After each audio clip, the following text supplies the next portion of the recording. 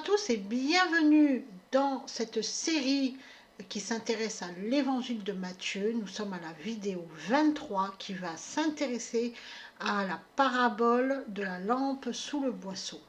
Donc, au chapitre 5 de l'évangile de Matthieu. Et ce chapitre 5 de l'évangile de Matthieu s'ouvre sur le discours sur la montagne.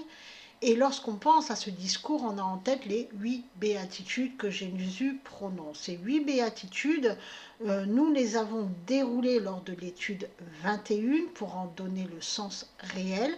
Mais son discours ne s'arrête pas à ces 8 paroles, car Jésus-Christ, dans la continuité de son discours, va opérer une réforme de la loi morale établie par l'homme pour en ressortir uniquement la vérité, c'est-à-dire pour l'épurer de la tradition. Petit à petit, Jésus-Christ va détruire le venin du mensonge de la loi morale humaine par la vérité de Dieu, et cela va concerner toutes les instances de nos vies.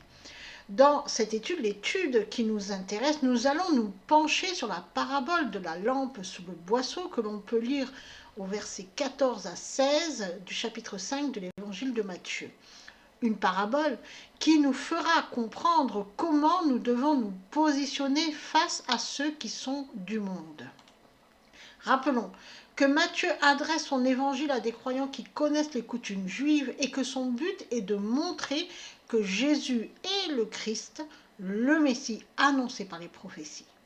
Il est certainement l'évangéliste qui fait le mieux comprendre que le Nouveau Testament est éclairé par l'Ancien Testament, lequel ne se comprend qu'à la lumière du Nouveau Testament.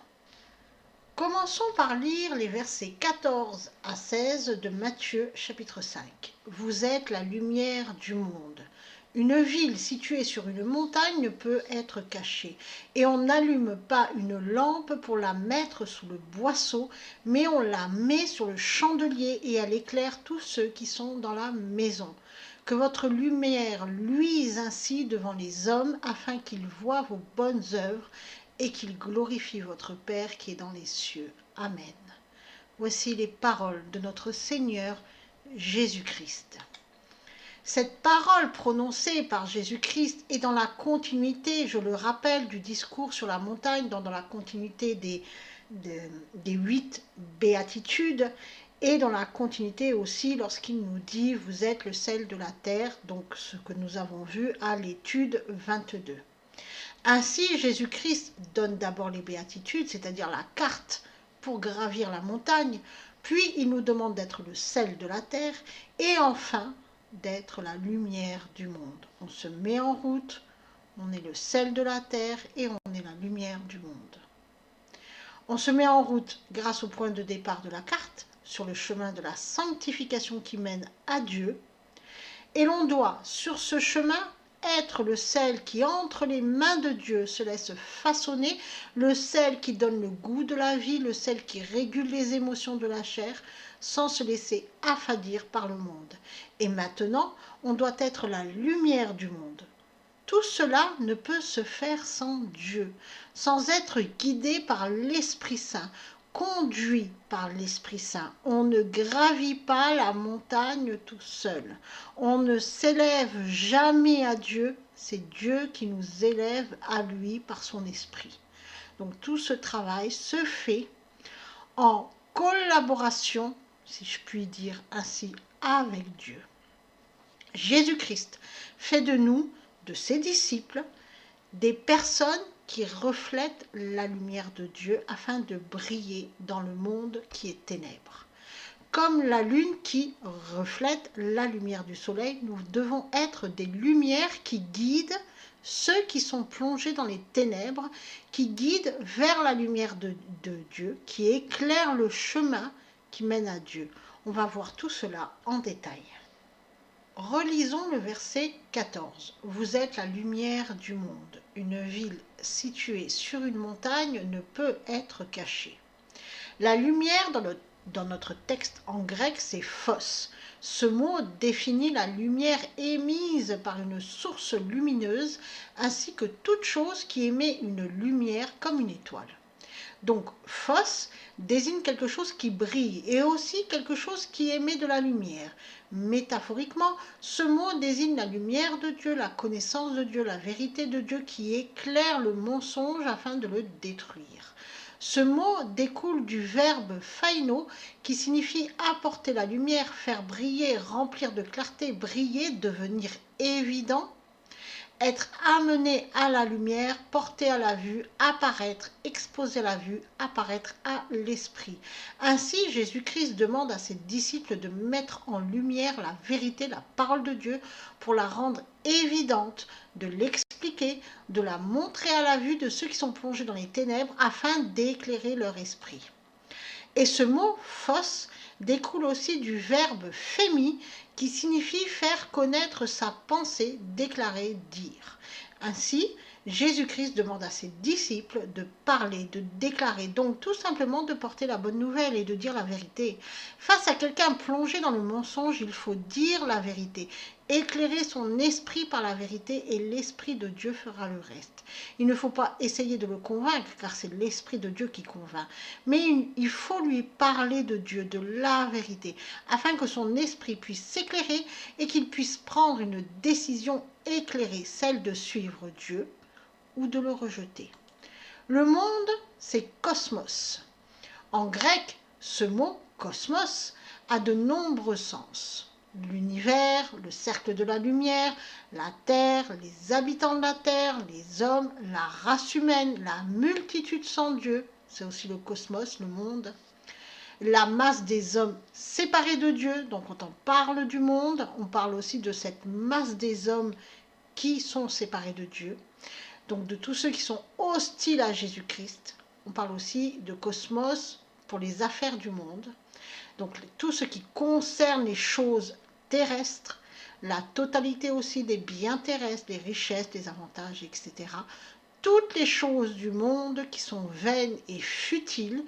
Et ce mot cosmos désigne aussi un arrangement habile et harmonieux d'une constitution, d'un ordre, d'un gouvernement.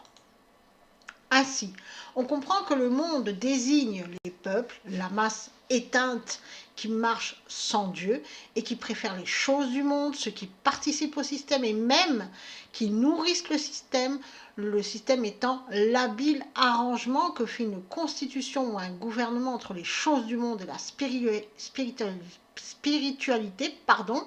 pour pousser le peuple à errer sans Dieu. Ainsi, Jésus-Christ nous demande d'éclairer ces gens qui marchent dans les ténèbres, de leur montrer la vérité, le chemin qui mène à la vérité. Donc de leur montrer Jésus-Christ, de leur parler de Jésus-Christ, de leur rapporter, de leur apporter les paroles de Jésus-Christ, afin qu'ils puissent recouvrer la vue et aller vers Dieu pour être sauvés. Et Jésus-Christ prend l'image de la ville située sur une montagne pour éclairer son propos. La montagne est le lieu de rencontre avec Dieu. Et Jésus-Christ a été crucifié sur le mont Golgotha, un lieu en hauteur, afin d'être vu par tous. Celui qui est sur la montagne est proche de Dieu, car Dieu l'a élevé à lui. C'est pour ça aussi qu'il nous dit de ne pas avoir la nuque raide et de regarder le Seigneur. Et pour ça, il faut regarder le ciel.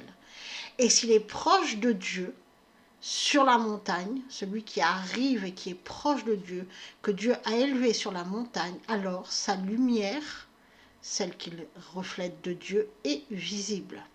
Donc celui qui est proche de Dieu, qui est un disciple de Christ, ne doit pas se cacher et il doit briller, c'est-à-dire révéler la vérité, même si cette lumière qu'il reflète révèle ou rend manifeste toutes les horreurs du monde, toutes les horreurs de la folie humaine, toutes les fausses croyances. Et lui-même, il va éclairer toutes ces choses du monde qui sont des abominations, des erreurs, des non-sens, des fausses croyances, des mensonges. Lui aussi va être confronté à cela. Il va voir tout cela puisqu'il va être éclairé sur tout cela. Pourquoi? Parce qu'il avance les yeux ouverts, il est éveillé, proche de Dieu et il pense maintenant avec l'Esprit de Dieu. Il ne pense pas tout seul, Dieu lui tient la main. Ce qu'il ne voyait pas avant, va se révéler maintenant à son esprit. Et tout ce qu'il pensait être bien et qui venait du monde va se révéler à lui comme étant mal, pas bien, non-sens. Et parce que Dieu le met sur la montagne, alors il est à l'abri et il peut continuer d'éclairer les esprits obscurcis par les mensonges du monde. Continuons avec le verset 15. Et on n'allume pas une lampe pour la mettre sous le boisseau, mais on la met sur le chandelier et elle éclaire tous ceux qui sont dans la maison. La lampe, c'est louknon en grec ancien dans le texte originel. Il s'agit du mot louknos qui désigne une lampe, une bougie, une chandelle, tout ce qui est un support de lampe. Donc, il s'agit d'une lampe mobile qui est mise sur un support, une lampe qu'on déplace. En Luc chapitre 11, verset 34, nous lisons « Ton œil est la lampe de ton corps ». On retrouve la lampe qui se déplace en fonction de là où on regarde. Lorsque ton œil est en bon état, tout ton corps est éclairé. Mais lorsque ton œil est en mauvais état, ton corps est dans les ténèbres. C'est Jésus-Christ qui parle à ses disciples, ici, et il emploie le mot « louknos », traduit par « lampe » dans notre texte pour décrire l'œil qui est la lampe mobile de notre corps.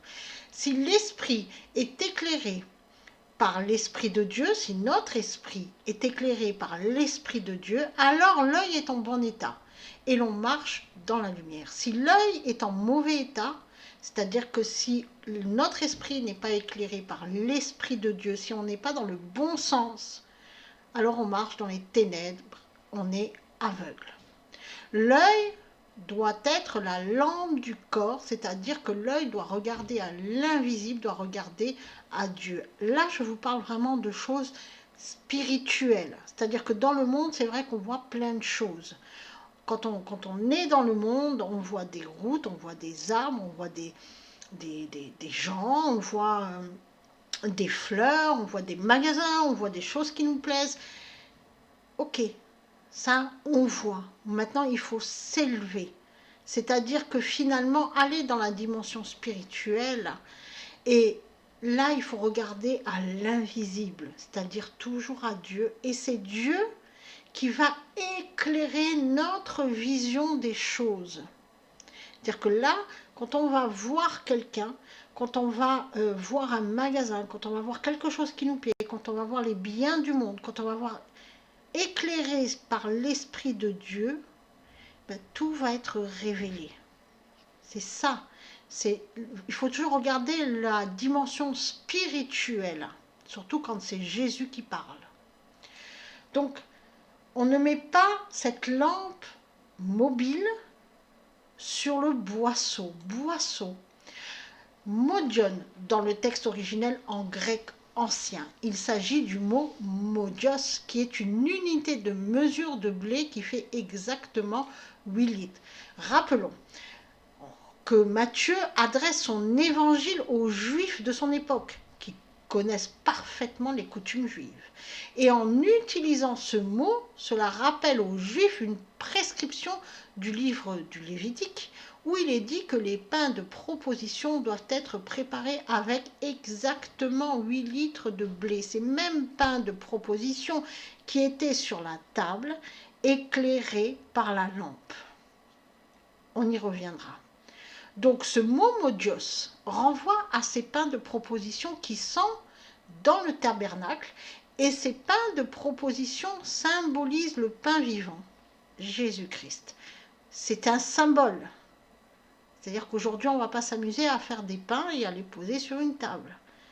On doit éclairer celui qui nourrit notre esprit, Jésus-Christ. Donc on doit toujours fixer la parole de Dieu, Jésus-Christ, la vérité. Et au contraire, cette lampe qui est mobile, on ne va pas le mettre sur le boisseau, donc le fondre dans une unité de mesure de blé, donc fondre tout ça dans des tas d'autres choses, mais on va la mettre sur le chandelier en hauteur. Le chandelier, c'est lukniam dans le texte originel en grec. Il s'agit du mot luknia qui signifie le chandelier ou le candélabre. Là, on a quelque chose de fixe. Donc, cette lampe mobile doit être mise sur quelque chose de fixe. Notre œil doit fixer quelque chose, et ce quelque chose, c'est le pain vivant, c'est-à-dire Jésus-Christ. Il faut comprendre que l'œil est notre lampe. L'œil est mobile et il regarde dans tous les sens. Et il voit plein de choses. Il lui arrive plein d'informations, essentiellement du monde. Or, cet œil, il doit se fixer, il doit regarder fixement quelque chose. Et que doit-il regarder fixement? Les pains de proposition qui symbolisent le pain vivant, Jésus-Christ. Dans l'Ancien Testament, Jésus-Christ, Dieu, a donné tout cela pour qu'on puisse comprendre. Ces pains de proposition qui sont une loi qu'on peut trouver dans le Lévitique, c'est, pour préparer les esprits à ce que l'on fixe Jésus-Christ. Notre œil, notre lampe doit se fixer sur Jésus-Christ. Notre lumière doit toujours être sur Christ. Et ceux qui voient la lumière verront Christ que notre lumière révélera. Ils regarderont alors dans la même direction que nous et ils verront Christ. Cette lumière ne doit pas être mise sous le boisseau, c'est-à-dire qu'on ne doit pas la cacher. Elle ne doit pas être mise dans la farine qui sert à fabriquer les pains de proposition, donc elle ne doit pas être mêlée aux choses du monde. Sinon, elle serait cachée. Comprenez que cette lumière ne doit pas éclairer les rituels religieux ou la doctrine religieuse, mais elle doit toujours éclairer Christ. Et jamais les constructions humaines, et dans ces constructions humaines, nous avons aussi les philosophies humaines, les doctrines humaines, la tradition humaine. Cette lumière ne doit jamais être mêlée à tout ça. Notre œil ne doit jamais regarder tout ça. Donc Jésus-Christ nous demande de nous mettre en route avec notre point de départ pour gravir la montagne, donc l'une des béatitudes qui nous concerne à nous, pour suivre le chemin de la sanctification. Et lorsqu'on s'est mis en marche, il nous demande d'être le sel de la terre. Nous avons vu ce que cela signifiait à l'étude 22, l'étude précédente, donc d'être des pêcheurs d'hommes, d'être ceux qui aident les autres à se mettre en route, et il nous demande d'être la lumière qui rend manifeste le péché et les horreurs et les mensonges du monde, et surtout il nous demande de rendre manifeste la grâce et la puissance de Dieu qui s'est opérée en nous. Donc il nous demande d'être des témoins. L'évangile de Marc, et on peut le lire en Marc chapitre 4, versets 21 à 25, ainsi que l'évangile de Matthieu, on peut le lire en Luc chapitre 8, versets 16 à 18, rapporte aussi cette parabole en y ajoutant cette parole de Jésus-Christ, car il n'est rien de caché qui ne doive être découvert, rien de secret qui ne doive être connu et mis au jour. Comprenez que rien ne restera secret, que tout va être dévoilé. Et justement par ceux qui reflètent la lumière, qui montrent la vérité. Que tous ceux qui font dans l'ésotérisme seront confondus, que tous ceux qui cachent la vérité intentionnellement, ils seront confondus. Que toutes les doctrines mensongères, tout cela, ça va être confondu. Et donc tous ceux qui cachent cette vérité intentionnellement, dans les doctrines, dans les philosophies, dans toute construction humaine finalement de la pensée humaine, pour détourner la parole de Dieu, pour la prendre à leur compte, pour obtenir du pouvoir, tous ces gens-là seront confondus. Maintenant, relisons le verset 16. Que votre lumière luise ainsi devant les hommes, afin qu'ils voient vos bonnes œuvres et qu'ils glorifient votre Père qui est dans les cieux. Qu'il voit, c'est idosine dans notre texte en grec ancien. Il s'agit de la forme conjuguée du verbe eido à la troisième personne du pluriel de l'aoriste et au mode subjonctif. Ainsi, les hommes peuvent voir ou ne pas voir notre lumière, la voir ou refuser de la voir, tout dépend de leur état d'esprit. Et encore une fois, cette dernière phrase, tout dépend de leur état d'esprit, il faut la prendre au sens spirituel du terme. Le verbe eido signifie voir, percevoir avec les yeux, remarquer, discerner, découvrir, tourner son attention vers quelque chose, examiner, expérimenter un état ou une condition, découvrir, connaître, comprendre, percevoir. Si notre lumière brille et éclaire Jésus-Christ, ceux qui nous entourent peuvent voir cette lumière, peuvent découvrir cette lumière, peuvent l'examiner et l'expérimenter à leur tour, peuvent découvrir Jésus-Christ et prendre la décision de le connaître. Ils peuvent, à travers notre lumière, percevoir Dieu et prendre la décision de vouloir s'approcher de Dieu. Mais pour ça, il faut leur montrer. Les bonnes œuvres, c'est kala erga dans notre texte en grec ancien. Le mot bon, c'est le mot kalos. Il signifie beau, excellent, éminent, précieux, utile, louable, admirable, véritable, capable, noble, la pureté de cœur, bon moralement, la noblesse de cœur, le bon sens.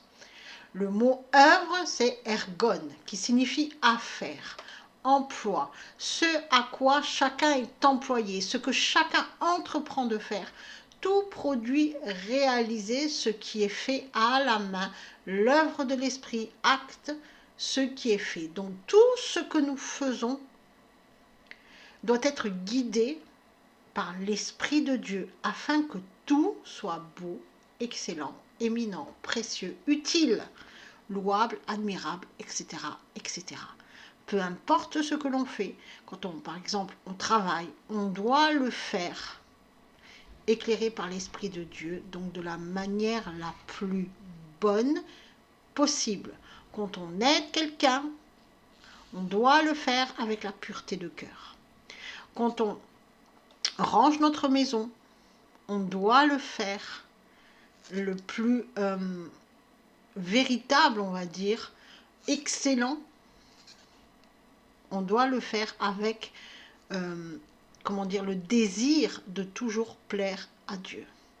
Donc tout ce qu'on fait, on doit le faire avec ce désir de toujours plaire à Dieu et toujours avec ce désir qu'on soit accompagné, guidé par l'Esprit de Dieu. Tous nos actes, nos paroles, nos pensées, tout doit être guidé par l'Esprit de Dieu. Ainsi, tout ce qui est fait doit être bon, c'est-à-dire admirable, à l'image de Jésus-Christ, afin que l'on voit à travers ce que nous on fait, à travers ce qu'on dit, à travers nos pensées, quoique les gens ne peuvent pas voir nos pensées, mais à travers surtout ce que l'on dit et ce que l'on fait, parce que ça note nos pensées, l'œuvre de Jésus-Christ. Tout ce que l'on doit, tout ce que l'on fait, tout ce que l'on dit doit être fait en fixant Jésus-Christ, pour la gloire de Dieu et non pour se glorifier, sinon nous avons un cœur partagé. Voilà, donc certains vont dire, mais c'est difficile, c'est très difficile, bien sûr que c'est difficile, mais Dieu ne nous demande pas d'être parfait instantanément. Il nous demande de travailler à cela et il va nous aider. C'est à nous de nous mettre en route dans ce travail et Dieu nous aidera dans notre travail. Donc petit à petit, il va déjà nous remettre dans le bon sens. Donc ça, ça va s'accompagner par toute une refonte de notre état d'esprit et notre façon de penser. Et bien sûr, ça va se répercuter sur tout ce qu'on dit et tout ce qu'on fait dans notre quotidien, c'est-à-dire que peu importe ce qu'on fait, Dieu sera avec nous. On ne fera pas une séparation entre, par exemple, nos moments avec Dieu dans la prière et nos moments où on est au travail. On est toujours avec Dieu. Comme certains croyants qui font une séparation, par exemple, ils vont à la messe le dimanche et tout le reste de la semaine, ils font les activités, mais sans mettre Dieu dans ces activités-là, c'est-à-dire qu'ils opèrent une séparation entre ce qu'ils font dans le monde et bien sûr ils se donnent un petit temps avec Dieu. Non, Dieu nous demande d'être toujours avec lui. Peu importe ce qu'on fait, comme ça tout ce qu'on fait est bon à son image. Et non pas pour nous glorifier, mais pour le glorifier, pour ceux qui nous voient faire ou qui nous entendent, puissent voir à travers nous l'Esprit de Dieu qui a opéré en nous. C'est ça que Dieu nous demande de faire. Bien sûr, chacun a son rythme, et c'est toujours avec l'aide de Dieu que cela se fait. On n'est pas à l'abri non plus de chuter, mais Dieu nous relèvera. Maintenant que tout ceci est dit, on va bien sûr donner une traduction de sens de ce texte pour bien comprendre ce que Jésus-Christ nous a dit. On va d'abord relire la traduction, celle de Louis II, la plus connue, et ensuite on donnera la traduction de sens de ce texte. Vous êtes la lumière du monde. Une ville située sur une montagne peut être cachée, et on n'allume pas une lampe pour la mettre sous le boisseau, mais on la met sur le chandelier, et elle éclaire tous ceux qui sont dans la maison. Que votre lumière luise ainsi devant les hommes, afin qu'ils voient vos bonnes œuvres et qu'ils glorifient votre Père qui est dans les cieux. Maintenant, donnant le sens de ces quelques versets, le sens de cette parole de Dieu. Vous êtes la lampe mobile du monde. Rien de ce que Dieu élève à lui ne peut être caché. On n'allume pas une lampe pour la cacher, au contraire, on allume une lampe mobile pour la fixer sur son support, et cette lampe doit éclairer continuellement Jésus-Christ. L'œil est la lampe du corps, ainsi l'œil doit fixer notre Seigneur afin de le révéler à ceux qui nous entourent.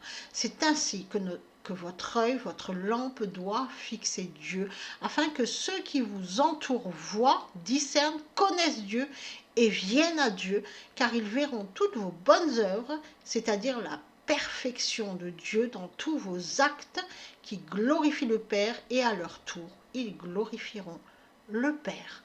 Soyez bénis.